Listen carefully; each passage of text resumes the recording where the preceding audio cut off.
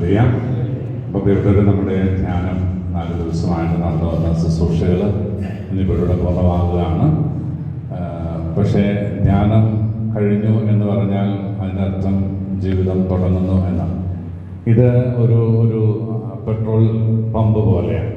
നമ്മൾ ഇവിടെ വന്ന് ഗ്യാസ് നിറച്ച് വീണ്ടും നമ്മുടെ വണ്ടി ഓടിക്കൊണ്ടേയിരിക്കും. അപ്പോൾ ഇവിടെ വന്ന് നമ്മൾ അത്യാവശ്യം നമ്മുടെ ശക്തി സ്വീകരിച്ച് നമ്മുടെ കുറവുകളും ബലഹീനതകളൊക്കെ മാറ്റി തിരുത്തി കുറച്ചുകൂടെ ബോധ്യത്തോടുകൂടി നമ്മൾ മുന്നോട്ട് പോവുകയാണ്. തുടർന്നുള്ള ദിവസങ്ങളിൽ നമ്മുടെ ഏറ്റവും താല്പര്യത്തോടെ തീക്ഷ്ണതയോടെ നിങ്ങൾ ഇവിടെ നിന്ന് കിട്ടിയ പ്രബോധനങ്ങൾ, തീരുമാനങ്ങൾ നിങ്ങളുടേതായിരുന്നു.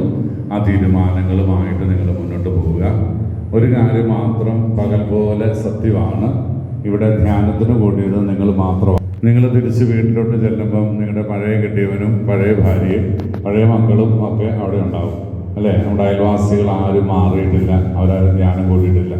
ചെന്ന് കഴിഞ്ഞാൽ ആദ്യത്തെ ഡയലോഗ് ധ്യാനമൊക്കെ കൂടിയിട്ട് വന്നിട്ടുണ്ട് ആളോ എന്നൊക്കെ ചോദിച്ച് 4 ഡയലോഗൊക്കെ ഇങ്ങ് വരും.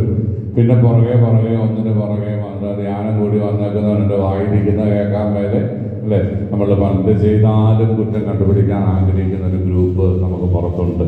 അപ്പോൾ അതുകൊണ്ട് പ്രിയപ്പെട്ടവരെ, നമ്മൾ മാറിയെന്ന്, നമുക്ക് മാറ്റം വന്നു എന്ന് നമ്മളാണ് കാണിച്ചു കൊടുക്കേണ്ടത്. അതിന് വേറെ സാക്ഷിയൊന്നും ആവശ്യമില്ല. എനിക്ക് ഈ ദിവസങ്ങളിൽ തമ്പുരാൻ തന്നിരിക്കുന്ന ബോധ്യം അനുസരിച്ച് എൻ്റെ ജീവിതത്തിൽ എന്ത് മാറ്റം വരുത്തേണ്ടതെന്ന് ഓരോരുത്തരും തീരുമാനിക്കാം. നമ്മുടെ കുറവുകൾ എന്താണെന്ന് ബോധ്യപ്പെടാൻ, ഇനിയും എന്നിൽ വരേണ്ട മാറ്റങ്ങൾ എന്തൊക്കെയാണെന്ന് ബോധ്യപ്പെടാനൊക്കെ ഈ ദിവസങ്ങളിൽ കഴിഞ്ഞിട്ടുണ്ട്, സാധ്യമായിട്ടുണ്ട്. അപ്പോൾ ആ ലഭിച്ച ബോധ്യങ്ങൾ, പ്രബോധനങ്ങൾ അനുസരിച്ച് ഇവിടെ പറഞ്ഞ എല്ലാ കാര്യങ്ങളും ഒന്നും നമുക്ക് പ്രാബല്യത്തിൽ വരുത്താൻ പറ്റിയെന്നിരിക്കുകയില്ല.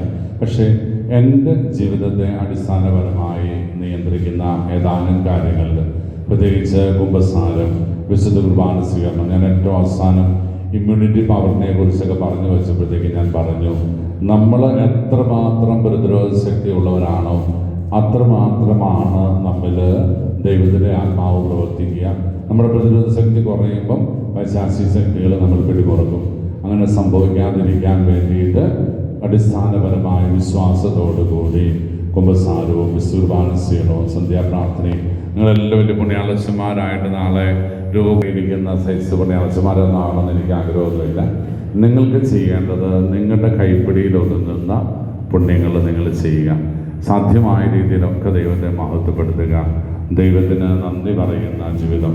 തെസ്സലോനിക്ക ലേഖനത്തിൽ പൗലോസ് പറഞ്ഞിട്ടുണ്ടല്ലോ, എല്ലാ കാര്യത്തിലും നന്ദി പ്രകാശം, എപ്പോഴും സന്തോഷത്തോടെ ഇരിക്കണം, ദൈവത്തോട് നിരന്തരം പ്രാർത്ഥിച്ചുകൊണ്ട് ഇരിക്കണം. അപ്പോൾ ഈ കാര്യങ്ങൾ നിങ്ങളുടെ മനസ്സിൽ സൂക്ഷിച്ച് മുന്നോട്ട് പോകാൻ നിങ്ങൾക്ക് സാധിക്കട്ടെ എന്ന് ആഗ്രഹിക്കുന്നു, പ്രാർത്ഥിക്കുന്നു. ഇവിടെ നമ്മുടെ ധ്യാനം എല്ലാ മാസത്തെയും ആദ്യത്തെ തിങ്കളാഴ്ച തുടങ്ങി വ്യാഴാഴ്ച ഉച്ചയോടുകൂടി തീരുന്ന രീതിയിലാണ് അറേഞ്ച് ചെയ്തിരിക്കുന്നത്. ഏപ്രിൽ മാസത്തിലും ധ്യാനം ഉണ്ടാകും. എന്നാൽ മെയ് മാസത്തിൽ ഇവിടുത്തെ ധ്യാനം ഉണ്ടായിരിക്കുന്നതല്ല, ജൂണിൽ മുതൽ തുടർന്നുണ്ടാകും. ഏപ്രിൽ മാസം എന്തായാലും ഏപ്രിൽ മാസത്തെ ധ്യാനം മാസത്തിലെ ആദ്യത്തെ തിങ്കളാഴ്ച നമുക്ക് നോമ്പുകാലം തന്നെയാണ്. ആ ദിവസങ്ങളിൽ ധ്യാനത്തിൽ പങ്കെടുത്ത് അനുഗ്രഹീതരായി പോകാൻ ഇപ്പോൾ എനിക്കൊത്തിരി സന്തോഷമുണ്ട്. നിങ്ങൾ പലരും കൂട്ടിക്കൊണ്ട് വന്നത് ഇവിടെ ധ്യാനം കൂടി കടന്നു പോയവരാണ്. അപ്പോൾ അവർ വീണ്ടും പ്രവർത്തിക്കട്ടെ. നിങ്ങളാണ് അടുത്ത ഗ്രൂപ്പിനെ ഇവിടെ കൊണ്ടുവരേണ്ടത്. കഴിവുള്ള വിധത്തിലൊക്കെ നിങ്ങൾക്കിവിടെ കിട്ടിയില്ലാത്തതൊന്നും പറഞ്ഞ് നിങ്ങൾ കൂട്ടിക്കൊണ്ടുവരേണ്ട. ഇവിടെ കണ്ടതും കേട്ടതും അനുഭവിച്ചതുമായുള്ള കാര്യങ്ങൾ പറയുക.